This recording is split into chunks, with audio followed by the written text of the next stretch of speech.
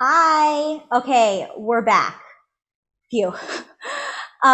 We have been experiencing a little bit of technical difficulties. Well, I was going to say we have new outfits. Yeah. Well, outside of that, we have new fits, so that's important. Wanted to mention that in case you didn't notice. But we weren't able to get. We're back. Uh-oh. Sorry, still experiencing the technical difficulties. You know, we've learned a lot today through our new digital experience. Doing a lot of stuff on the fly has been so interesting, but definitely slightly stressful. So thanks for bearing with us, guys.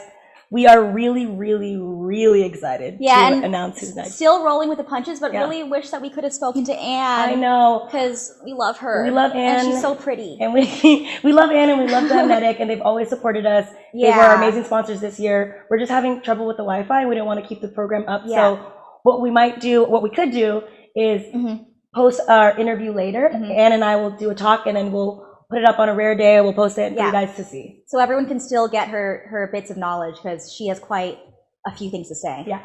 But without further ado, so excited to talk about the next speaker who's about to appear on your screen. Her name is Michelle Phan.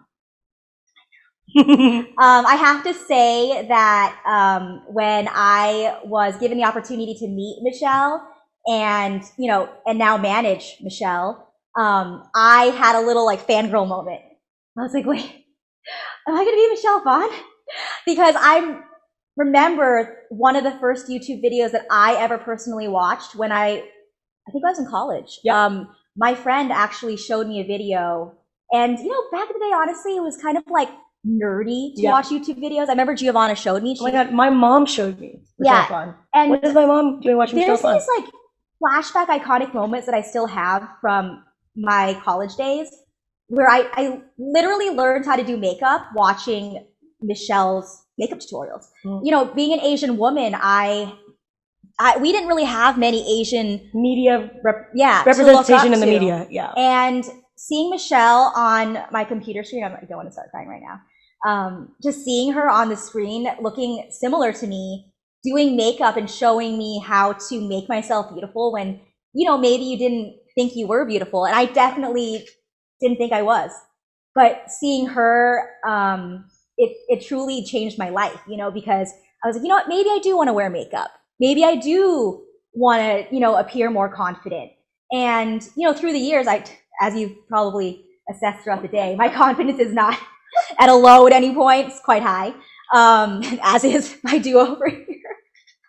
We think quite highly of ourselves, let's be honest. But we will say, without seeing faces like ours in media, and don't forget, before YouTube and Instagram, as an Asian woman, what representation did we have other than the super stars? I remember Connie Chung. That was it. Connie Chung. Chris Yamaguchi, ice skater. Yeah, those are the three that we had, and seeing Michelle on YouTube, changing the face of beauty. She changed the face of beauty that I saw was beautiful. And so clearly, okay, I can get into her bio, but, with just what's going on in the world right now with bringing attention to the Asian population and, not being the silent minority, being aware of who we are and our voice that we have, and bringing us to the forefront, we can show our value in so many different ways. And Michelle is truly a pioneer in that voice, in that space. This entire space we're in right now. And also, Michelle, she's really been an advocate as well for our Asian Women Alliance. I don't even know how much money we've raised right now, but over 50K. Yeah, and it's counting every day. No small part to Michelle, who's bringing attention to, helping bring attention to sex workers or Chinatown initiatives, or just showing Asian women that they can have a voice, and we don't have to stay quiet. We're not quiet over here, and we have something to say. Let me fucking tell you that right now. Anyway, okay, no bleeping that out. Oh, did we beep it? We can't beep it out. No, sorry. We're next level. Okay, right now. So anyway, to go into the bio of Michelle, sorry to go on, but there's just so much happening right now in the world, and I'm just so grateful to be in the presence of living legend Michelle Phan. Most well-known and recognizable star in the digital space, a beauty pioneer, a powerful businesswoman, one of YouTube's most legendary success stories. Born to Vietnamese refugee parents. By the way, her mom is hot. She posted her first YouTube video in 2006 and has since amassed over 14 million followers across social platforms. Her YouTube channel alone has seen over 1 billion lifetime views. Dubbed the first YouTuber and the Beyonce of the beauty vlogging world, Michelle has launched successful companies like Ipsy, quite well known, M Cosmetics, wearing it now, and Thematic. She was named in Forbes 30 Under 30 in 2015, and Ipsy, which mails beauty products to subscribers, has been valued at $500 million by Forbes. In addition to her success in the beauty industry, Michelle has also been known for her trailblazing ways in the gaming space. I bought some Bitcoin because Michelle buys Bitcoin. So, having conquered many fields, Michelle is now focusing on creating the type of content that drew her to YouTube in the first place. And I don't know. I don't know what else more we can say about how much we love Michelle. We love Michelle Phan, but we'll let her. She is. I was like, wow, this intro. It's so weird to hear someone introduce you. Can you hear me?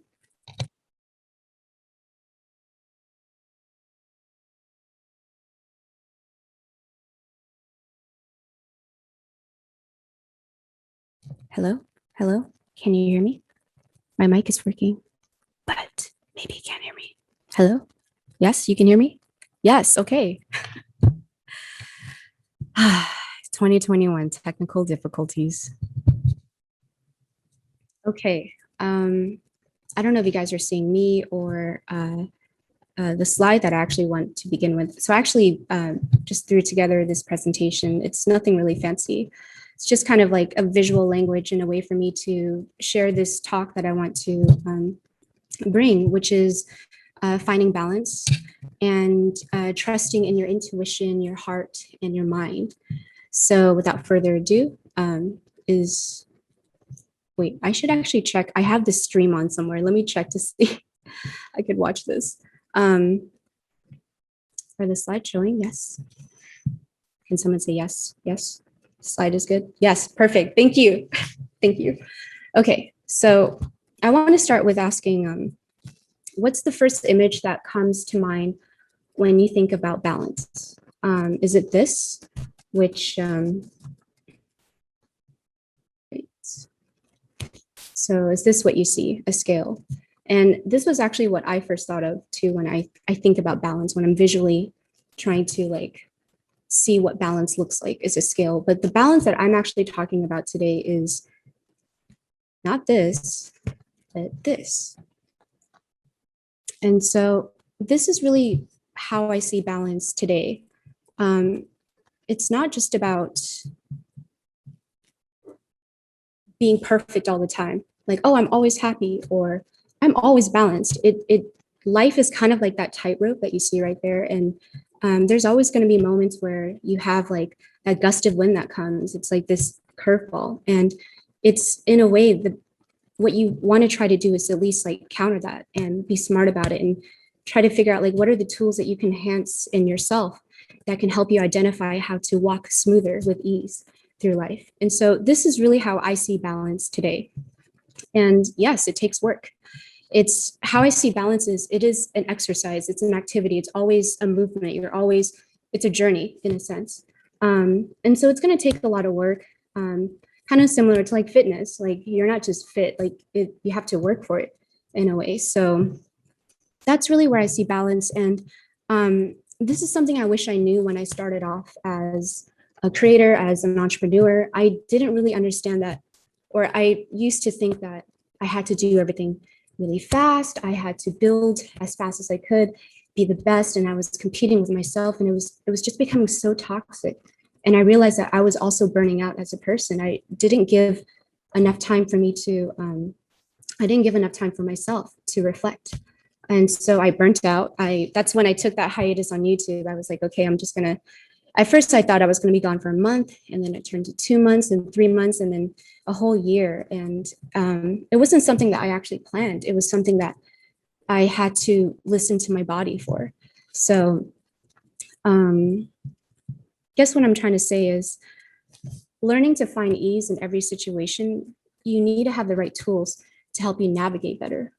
So what I learned actually through my experience was I shouldn't only just listen to like what my heart says, because there's that saying like follow your heart, and it's true. Like it's nice to follow your heart, but you also have like two other brains, and this is kind of like what I'm probably going to talk most about in this presentation is how do you find balance and how do you listen to the heart, body, and mind, the three brains.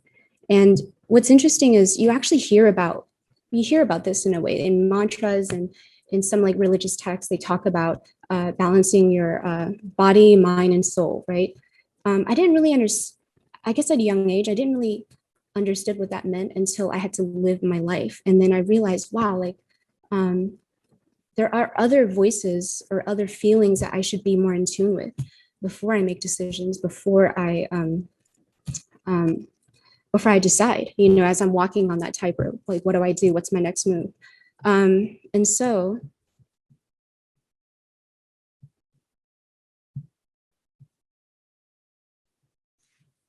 oh wait, is the slides even moving?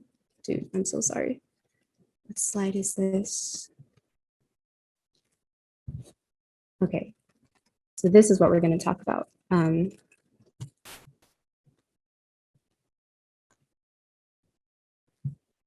So I want to ask you, like, you've ever heard of that saying, like, trust your gut, or that gut feeling? Is it intuition? Is it our instinct? What's interesting, what I learned actually, and this was a new study that revealed that our stomach is actually a second brain, because they found brain neurons in it. And in a way, it's thinking, like you're feeling things. It's actually speaking to you. And I learned that I've had moments in my life where I felt something inside of me, like it's a gut instinct, I should do this. And I went for it. And like, in a way, I feel like, wow, I made such a good decision because it paid off. Even when logic was telling me it didn't make sense, I trusted in it. There's other times when I didn't, and I wish I did. So when I learned that the gut is actually a brain, it just makes so much sense. It kind of validated everything that I was feeling inside of my gut. Situations that you can't really explain what it is, right? And so I guess like what that taught me is whenever I'm in a situation where I do feel like my gut, I feel uneasy, I feel that heaviness, something's not right, something's not sitting right with me, whether it's like pursuing a new opportunity or meeting someone, or you have to decide or make a decision. Now I'm actually listening to it more. I'm not just pushing it aside. And I feel like before I lost touch with it, but now I'm actually listening to my gut more. Let's see. I have so much to say. I'm so sorry, guys. I made these so last minute. I guess besides the gut, like we can move on to my next personal favorite brain, which is the heart. Studies actually have shown that our hearts are also comprised of around the same 40,000 brain neurons. And so in a way, it can sense, it can feel, it can learn, it can remember. And unlike the brain that's thinking logically, your heart is thinking emotionally. And so I feel like in my life, there were things I was really passionate about and I pursued, even though my brain said, you should do this, or this is the safe way. I just followed my heart, and it in a way led me to my bliss, and it led me to my purpose. And that's the beautiful thing about the heart that I'm now recognizing, is that it tells you, it provides you purpose, kind of tells you to value yourself, to value your work, your family. In a way, it's kind of like the voice of your inner child, your truth. And I just believe that listening to your heart, but we should also take time to listen to it and kind of reflect on it too. Just don't just push it aside. And also don't just only listen to it. It's one of your other brains. And the last one you guys know is the brain. Like we know that our mind has so much power. It provides structure and a method to fulfilling our heart, what it wants to do. So going back on that tightrope, how do you stay balanced, and what can you do knowing that you have these three brains? And there's actually no one size fits all answer, because in a way, like we're all different. We're different people. We have different circumstances and life experiences. So it's something that everyone's going to have their own personal journey on, in my opinion. But that being said, I think there is a universal method, at least that you can adopt, that I believe is universally helpful for everyone, and that is finding clarity. Something that I wish I knew about when I was going through my work journey is I wish that I knew that if I could find a balance between all of these three brains and utilizing that, I could be more in tune with my intuition, which is kind of like your internal GPS. And that way you can navigate through life with ease. So I guess the next thing I want to talk about is, so how do you actually start balancing these things? Your heart's saying a lot of stuff, your brain maybe is saying a lot, your gut, maybe you don't feel it at all. I know some people who say like, yeah, I can't hear my intuition. And it's either we can't hear it or it's too loud. And so what has helped me when I felt like I couldn't hear anything was kind of finding that middle ground. When it's too hot or if it's too cold, finding that middle ground again. So how do you find that? That's a great question. I find that writing actually helps tremendously. I found that just writing on my notes how I'm feeling, kind of like a journal in a way, and it's like this dialogue or this diary that you can have and you can kind of look back on and reflect.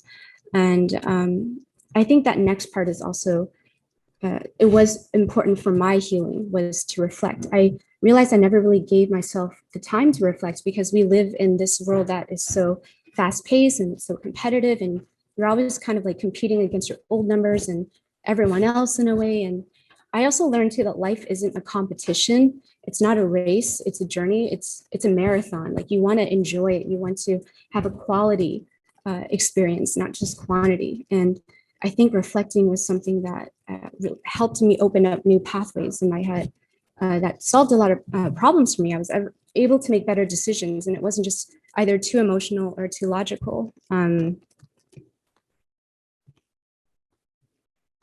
so I guess now I want to talk about what are some practical tips that you can actually apply into your life on finding ways to balance out these three brains that you have.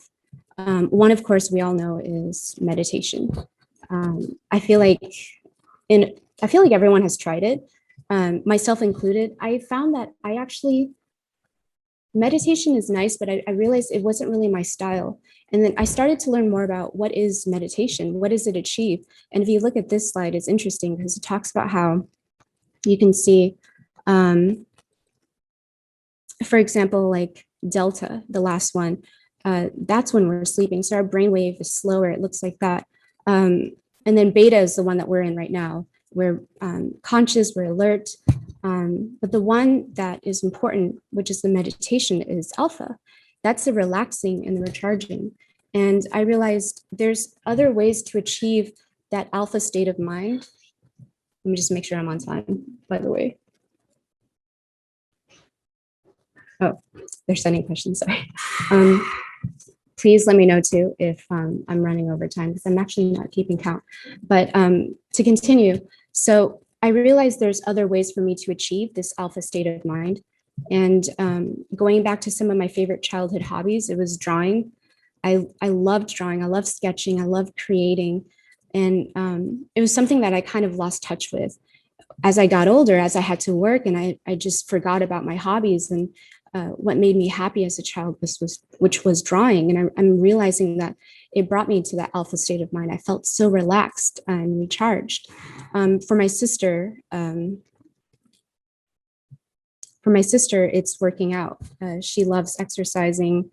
I know like a lot of my friends, they love beauty. It's a form of self-care, something that I also love too. I feel like I built my whole career off of beauty and everything. And I know a lot of people, they mention that when they watch my videos, it's very relaxed. And that's my personal experience of beauty, is that it is very relaxing. It is this self-care, this meditative state that I'm attuning into. And in a way, like self-care is a great way to tune in with your alpha relaxed state. In a way, how I see self-care is and self-love is that they're actually medicine for the soul. They're important for our well-being. And in my opinion, I don't really think it should be considered a luxury. I think we can all find our own version of self-care. So where are we? Oh, is the slide still working? It stopped at 34. Can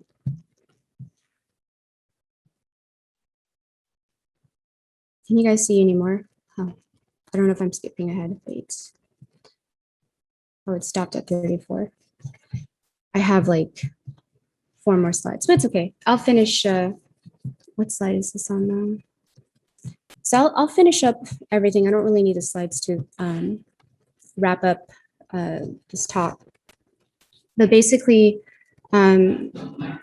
life, finding balance, being on that tightrope, navigating through life, trying to stay balanced, try not to fall, requires like certain tools, and utilizing the brain, the 3 brains, which is your heart, your stomach, and of course your brain, and finding that middle ground, reflecting, and then deciding.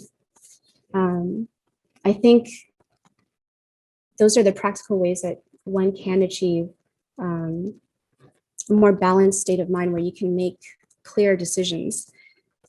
So yeah, your heart, body, and mind are decision-making tools that can basically guide you through life holistically. And if you listen to all 3, you can achieve clearer thinking and make better decisions from a calm, balanced state of mind. So that was the rest of my talk. I wish you could see the rest of my slides. They're so pretty. I found really cute stuff. I know that we have questions coming up, so let me see.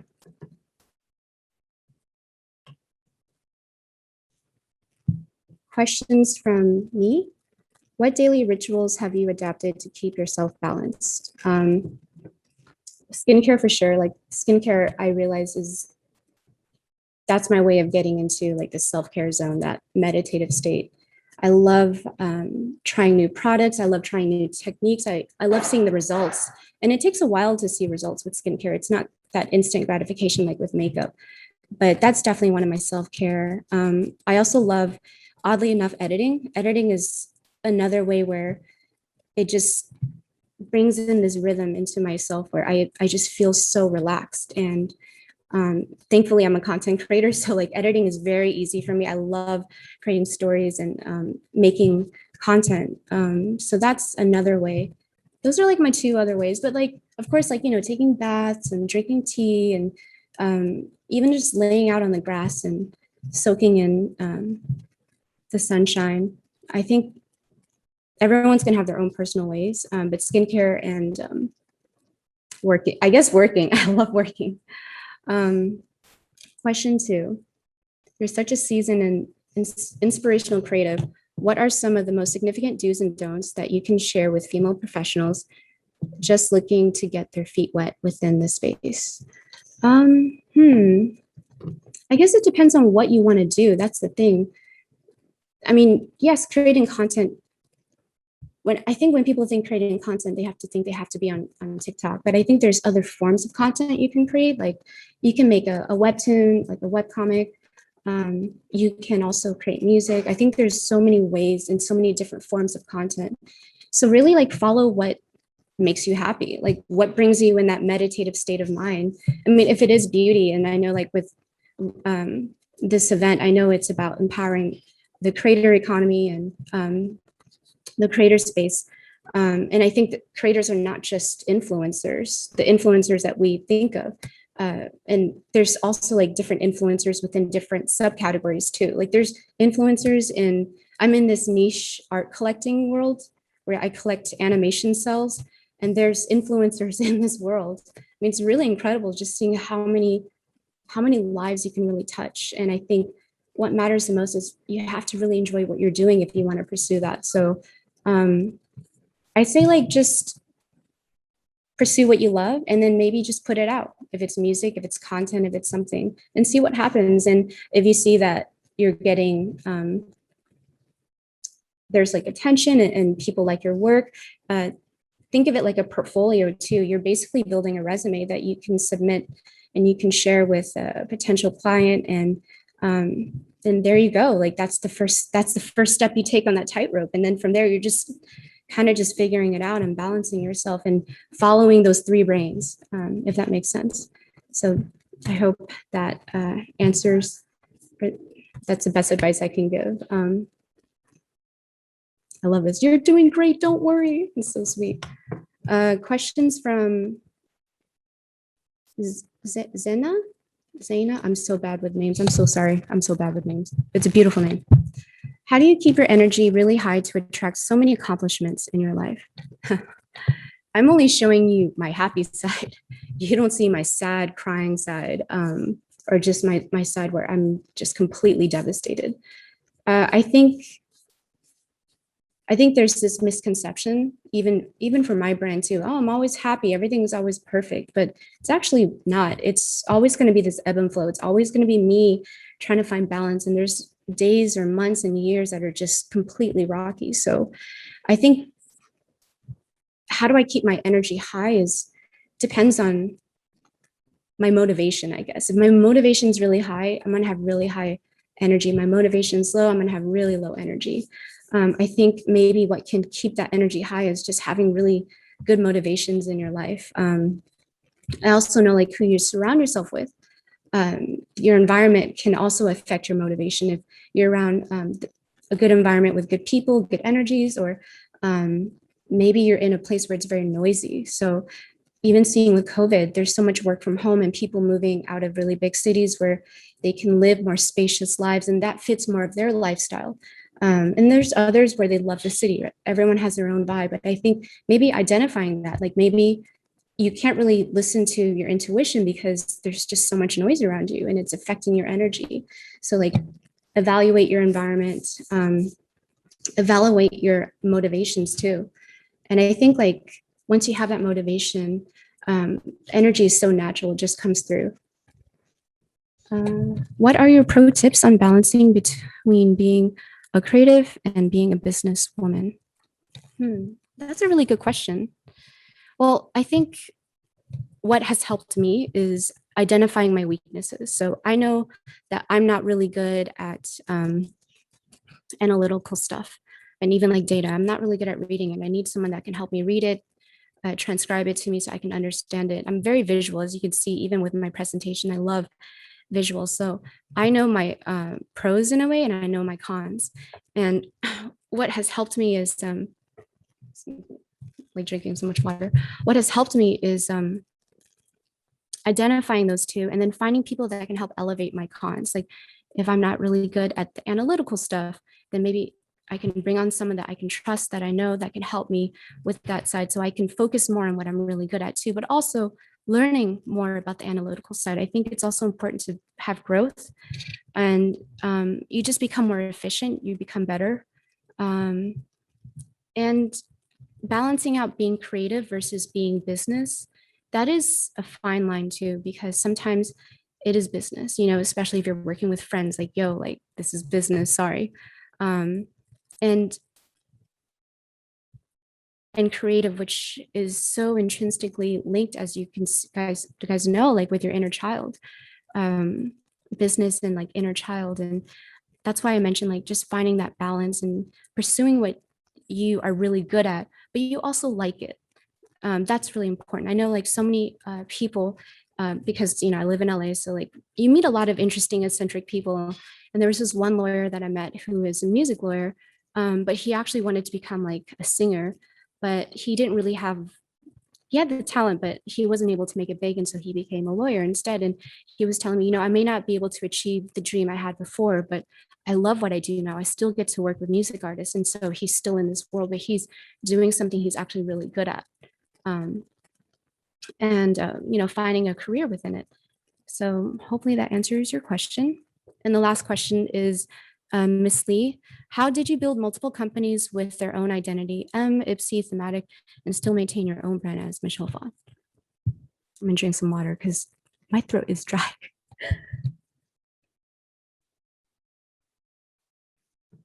I don't know how people do podcasts. This is so much work. Okay. Yeah, like I think, and I actually had a chance to listen to a lot of talks today too, and everyone was great, like so many great speakers. I was also very inspired, and I actually learned a lot too. And I think someone mentioned something about how when you're building a brand, you want to think about what's the personality.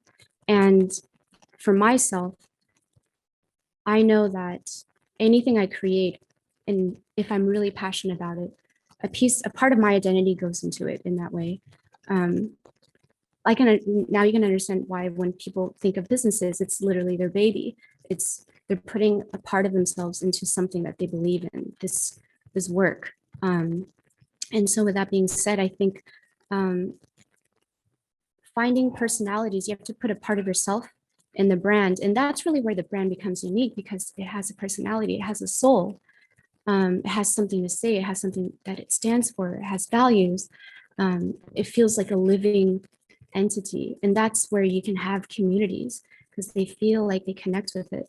It's really about building connections, how you have to see it. And so you have to connect with your brand too. So I think like, if you have a style or a vibe or like an idea or a story that you want to cultivate for this brand,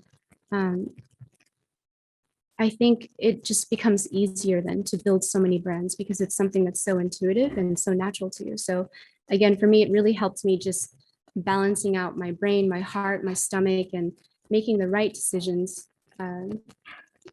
And sometimes I didn't make the right decisions. I made a lot of bad decisions and a lot of failures too. You're only seeing my good decisions, which are the successes.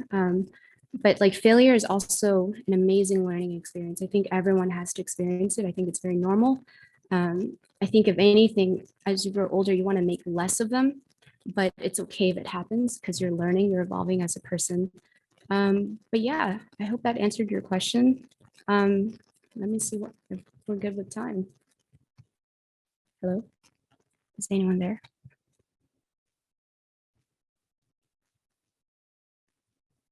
Hello. You did it. Oh my Yay. gosh. That was amazing. Michelle. Thanks, Michelle. You're welcome. I don't know if it's lagged or not. Sorry. Thank you guys. so much, Michelle. That was amazing. Yeah, the chat was going off. They very much appreciated everything you had to share. I wish you could have seen the chat while you were talking. It was like, Yeah. Hi. Oh, really? That's funny. That's so cool. All right. Well, thank you for inviting me to this amazing event, and I hope. I'm sorry about the technical difficulties Oh my too. God. No, it was amazing. Yeah. Yeah, we were glued to the television. Yay. All right, guys. Well, We love you. yeah, just text me. I'm gonna watch the rest of the show. Have a Bye. great night. Thank Bye. you. Bye.